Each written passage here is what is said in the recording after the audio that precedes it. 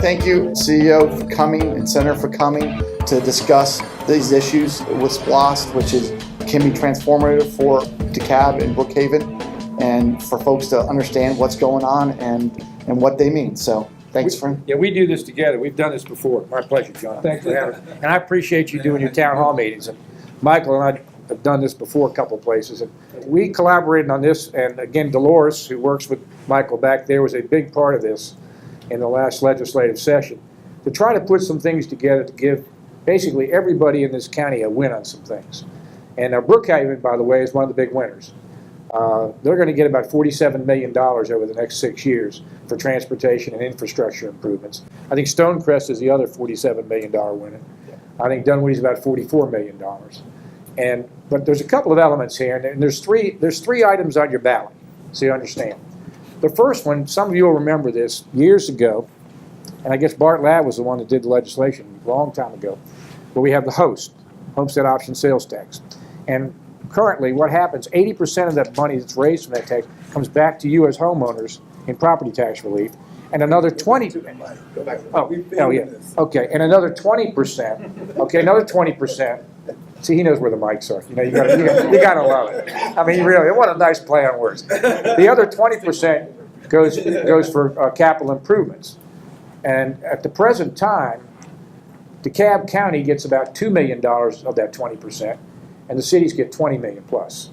Okay, so you can't do a whole lot with $2 million. So that being said, the first ballot item takes that homestead up to 100% property tax relief. And if you look at it, here where we live, probably for a $200,000 home, you're going to save about $400 on your property tax. So you figure out what your home's worth, and if it's worth $400,000, you can do the math at this point in time, even without a calculator. So first of all, we got property tax relief. That's the first item on the ballot. The second item is the SPLOST.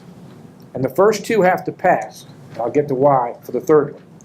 The SPLOST, for the first time ever in the state of Georgia, we limited the SPLOST.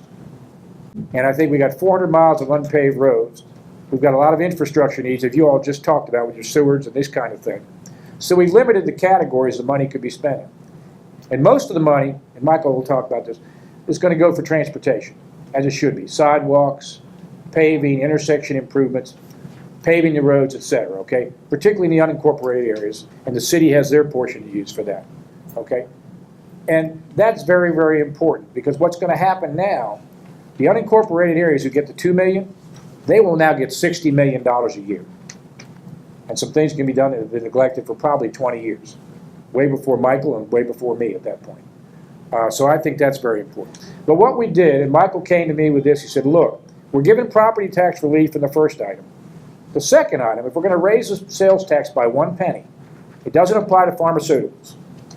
But Michael said, what about unprepared food, which means Publix, Kroger's, etc.? It does not apply to food. So most of the people, particularly senior citizens, of which I qualify, okay, most of the money we spend today are on pharmaceuticals and drugs, okay?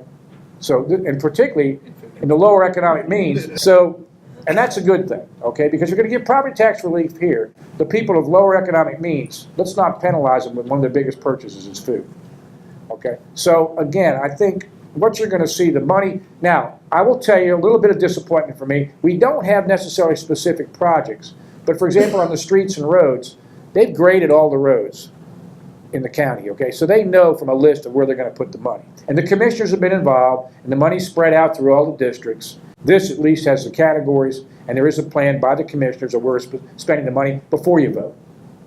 Okay, the last thing. Probably 10 years ago, I passed a property tax freeze as respects city and county taxes, where your home value is capped, okay? Going back to about 2009. I'll use my own home as an example. My house today is probably valued at about $630,000, $40,000. The most it ever was valued at was $706,000. What I'm telling you, in the next decade, 10 years from now, okay, the value of my home for city and county taxes cannot exceed $706,000 unless I sell it or unless I do extensive remodeling. And with the values of what's going to happen around here, with what's happened with the town of Brookhaven and Dunwoody where I live, values are going to explode around here. So someday a house could be worth $200,000 more than what it is now, For the city and county, it's going to be capped at that particular max number. That's big from a standpoint of your future taxes. It's much better than, quite frankly, and I represent Fulton County. They have a cap of 3% per year. It can go up. But after 10 years, do the math at 3% for 10 years. And people really aren't coming out ahead as well. So I think we've done very well with the cap. So if we pass the first two, the 100% e-host they call it, and we pass the SPLOST, that's the second part, then the tax freeze I just talked about, as long as those two are enforced, basically becomes permanent. My friends on the other side of the aisle down there kept trying to put a sunset clause on it for 5 years. We won't have to worry about this. So when Fran's gone, God willing, and you voted on it, that freeze becomes permanent. So that's basically the three items on the ballot. Okay, and that's really all we have, other than if you have, well, you don't have a mayor's race, but if you have commissioner races, that type of thing. I think, is it Commissioner Gebbia? Joe Gebbia? District 4. Yeah, District 4. You got And Commissioner. John Park, District 2 is running, but he's on post. But he's unopposed, so you really got, that's it on the ballot. And you can, up here, you can early vote only in Dunwoody at this point, otherwise it's election day for people. So, Michael, I think that's all I got, bud. I mean, I'm done. I mean, you know. Can you define extensive renovation? Yeah, I think so. For example, I added a new deck in the back of my house, okay, after 25 years. And based upon the code, which is the state's fault, not mine, okay, my house may fall down after an earthquake, but I promise you that erector set known as my deck, it's not going anywhere. Or if you remodel a bathroom or added, you finished your basement, that type of thing. And that's based upon when they come out and assess your homes. When does this, assuming the SPLOST things pass? Yes. When does this freeze on the property value take effect? The freeze is in force right now, but with the recession, most people's homes has not quite gotten back to their cap value. But as we continue to go forward, okay, that's when the value will go over. You right now on your I call it your assessment bill, there's a code on there, and you can check and call, and they'll tell you you've got the freeze already. You've probably got it already. Mine jumped up a lot this past year. Now here's why. No, that's your tax bill. The reason being, it doesn't apply to the schools. But the value of your home for city and county taxes is frozen, but not for the school value. We've never done it for the schools. Now perhaps some people think we should, because DeKalb County has up to 25 mills for schools. It's one of the 3 or 4 counties in the state that has more than 20 mills, but that's another subject. But right now, it's just for, so you've basically got two separate values. Let's say 5 years from now, take my house, let's say it's now worth $740,000. That's what my school thing's gonna be at, 40% of that number for schools. And the 706 would be the number for the city and county taxes. Two separate numbers. You don't see the calculation, but it's there. Well, and in fact, I want to just add a little bit. In Brookhaven, you actually have 3. So you have the schools, which is the value they give to you, the assessor every year.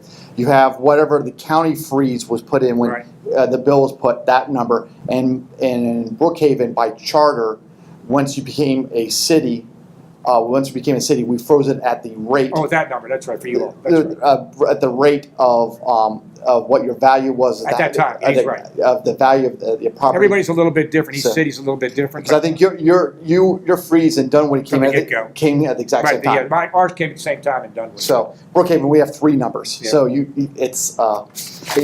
it's not very easy. I wish we could talk about how the tax bill is different, so they just show which number instead of giving you a freeze.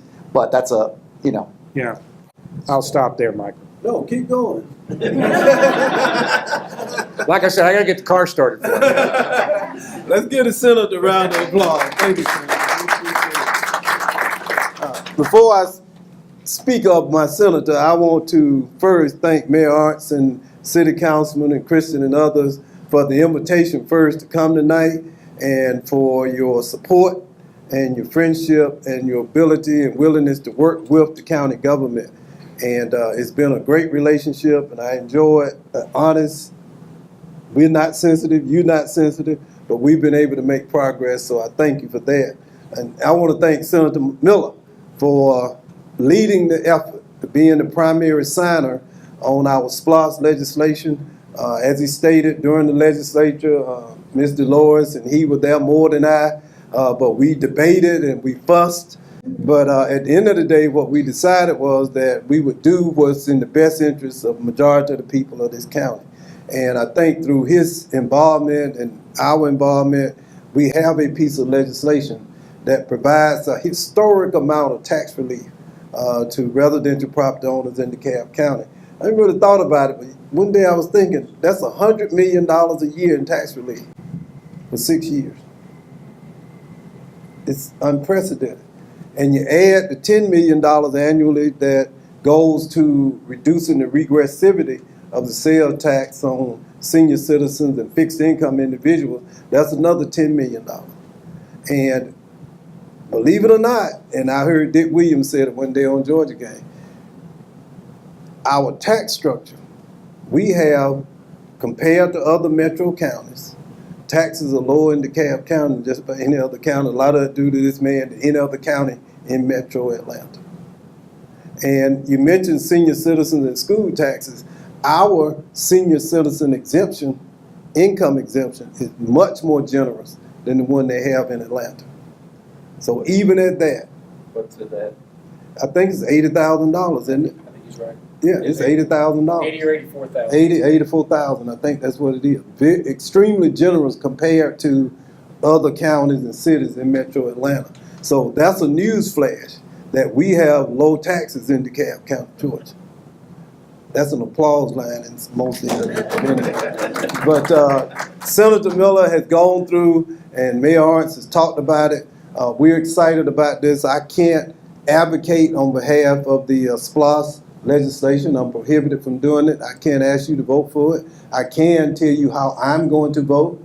I'm going to vote yes in support of the legislation. It is, as the mayor stated, a transformative moment. And as Senator Millar said, it resulted from us coming together, not just Republicans and Democrats under the Gold Dome, but also our municipal and county leaders standing together to do what I think is a piece of legislation that's going to transform our county. But beyond the investment, the capital investment, that's going to help us develop a Class 1 fire service in this county, the roads and the bridges and the streets and the trails. The thing that's most invaluable, that I can't put a price on, is that we've opened up the lines of communication.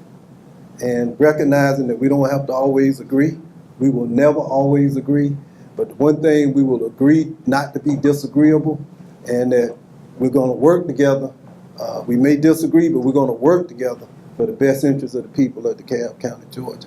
I can't put a price on that. And that's more valuable than the $600 million investment in capital improvement, is more valuable than the $600 million in tax relief, is that now we can sit down at the table and talk about the problems honestly, develop the solutions, and implement the strategies that's going to create a better life for all of our citizens.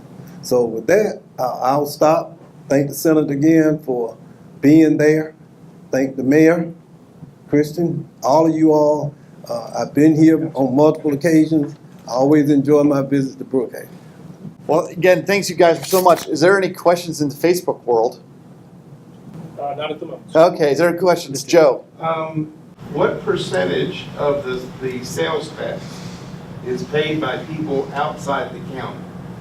Has That's a great anybody- question. I think that would be a selling point that. No, that's a great getting on question. It is a good point. Thank you for bringing that up. Traditionally, it's probably 35 to 40% from people outside the county. And let me give you an example. And John, I worked on this with John. I worked on that with Denny Shortle and Dunwoody, Frank Allman and Tucker. We just passed an increase that they can increase the hotel and motel tax, okay, from 5 to 8%, okay? And the reason being, we know who stays, unless you're having a wedding, we know who stays in hotels, and it's not people that live in our area, okay? And that money's going to be used, that's your green space funding. When you, all the stuff we're going to be doing for green space, we both are here, both in Chamblee, okay, in Dunwoody, et cetera, that's all being paid for, that's basically paid for by people. But traditionally, if you look at the retail environment, which is your big expenditure, and since food's not in this now, unprepared food, excuse me, which means grocery stores, probably 35 to 40% traditionally is what people say is paid for by sales tax. People do not live here. That's a traditional number. One more question. Sure. I'm not that good, but keep going. In the flyer, you estimate for a certain price house, and you said it also for a different price. Right. What the host savings would be if this passed. Right. But there is a sales tax that goes to the people. And of course, how much they pay each year is based on their income level, where their expenditure. Has anybody done an analysis, and I know, through ARC or whoever, Right. of saying that if you make $40,000 a year, you would pay X number of dollars in extra sales tax that then can be rationalized against, if you're a property owner, the savings from the e-host? I'm sorry, I'm No, a they've retired engineer, and Yeah, I understand. I'm your worst nightmare. Well, no. Actually, I think Mark Nisi asked the question with AJC, and it depends on, it's a consumption tax. So hypothetically, you could earn $40,000, but if you don't spend a lot, then of course your sales tax bill would be lower, or you could make less and spend more. The reason it's regressive is that people with lower income use more of their disposable income. So that's why it's hard. It depends on your consumption pattern. No, I understand. Yeah. But through averages or statistics. I would tell you this, right, that what I told people, said, look, if you take, for example, a home where you're gonna save, let's just say the $400, okay? And you look at your own individual expenditures. And remember, we don't do a sales tax on cars anymore. We do that, that's another story, but we do that title thing. That's an awful lot of sales tax you're paying when it doesn't apply to food and pharmaceuticals. You're talking about paying basically, 40,000 plus, so 40,000 plus of sales tax. And if you're not paying on groceries and you're not paying and purchases, that's right, purchases, unless somebody in your family's gone wild on Amazon Prime, you're going to probably come out ahead. I tell you where we really win, and quite frankly, particularly the incorporated areas do better. Now, people say, well, that doesn't seem fair to the unincorporated areas. But the difference is they're getting 60% of the money for the infrastructure. And I say, look, folks, today they get $2 million. They're going to get $60 million. We tried to make this so everybody got something out of it. Because that's all people care about at the end of the day. What's in it for me? Right, wrong, or indifferent. You can be an idealist, but what's in it for me? So we tried to do the best job we could. Is it perfect? No, it's not perfect.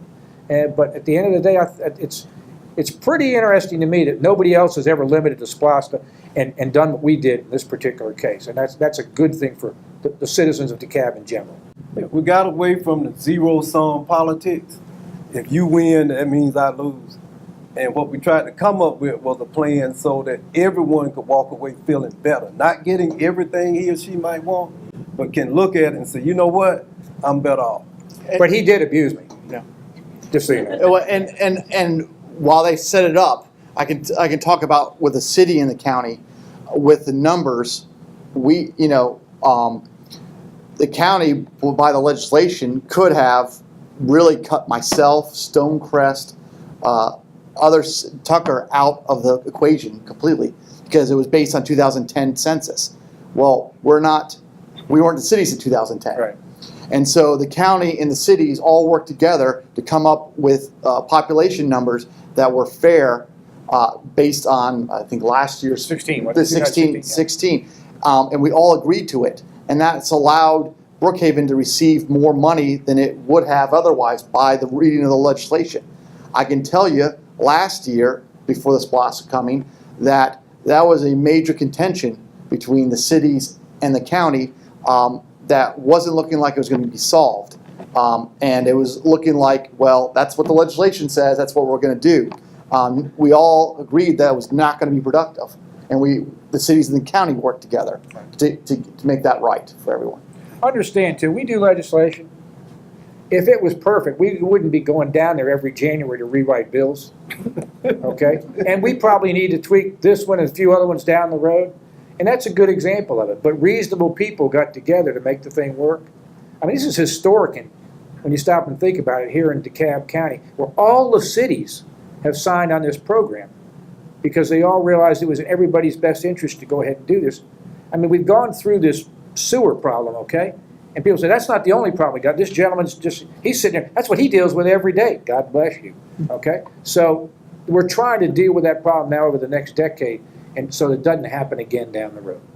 No, I'm not disputing or criticizing. No, I know. But the arguments that have been made today are not in the press. And to educate the voter as to the benefits. Look at my Facebook page tomorrow. Especially Yeah. without a detailed project. Right. And I think when you get the mailer, which you all will get, it does a nice job on that. And I tried to, when I put it on Facebook, I tried to highlight a few things. If you live in the unincorporated, those are the people who think that maybe they're not getting a fair shake, okay? Sort of like my church when they did a building program between the contemporary and the traditional worship. Somebody always thinks they're not getting a fair shake. I said, $2 million, $60 million. Think about it. So, but you're right. But I think when you see that, I think they've done a nice job on the educational piece that was put out by the third party. And I don't have any direct control over it, but I'm almost certain that your question will be aired multiple times on DCTV over the next 10 to 14 days. That's why they are here, so that thousands will hear your question and the senator and the mayor's answer to your question. And to kind of go about the project list, because it kind of segues into your question, what is Brookhaven going to do? The county has their list, Right. but most of you guys, Brookhaven residents, about $47 million over that 6 years.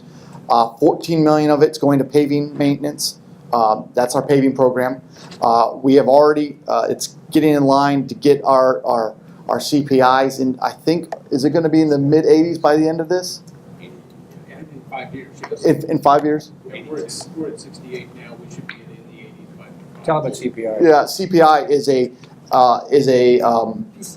PCI. PCI is basically a scientific formula. We have a laser truck that went over all the roads, judged the roads based on their condition scientifically. We here in Brookhaven basically said to our department, I thank the council for saying we don't care about which district gets what.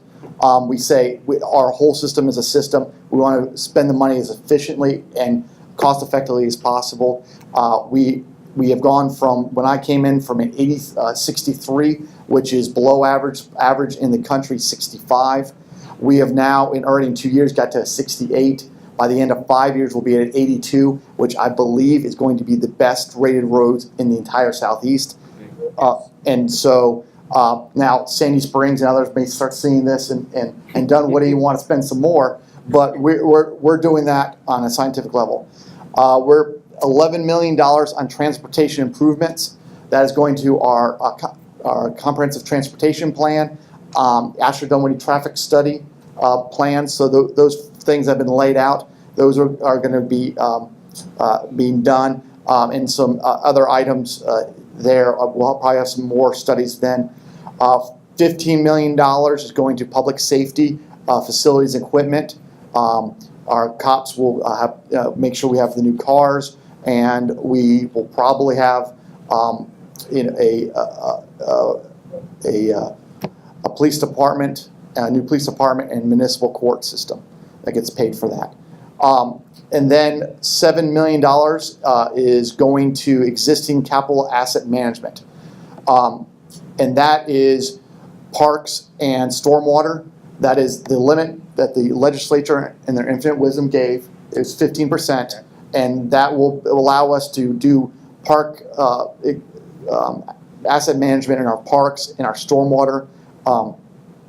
So that's where we're spending the money. Now, some people say, well, I don't know what exact road is going to be done. Or I can tell you about paving, but what transportation?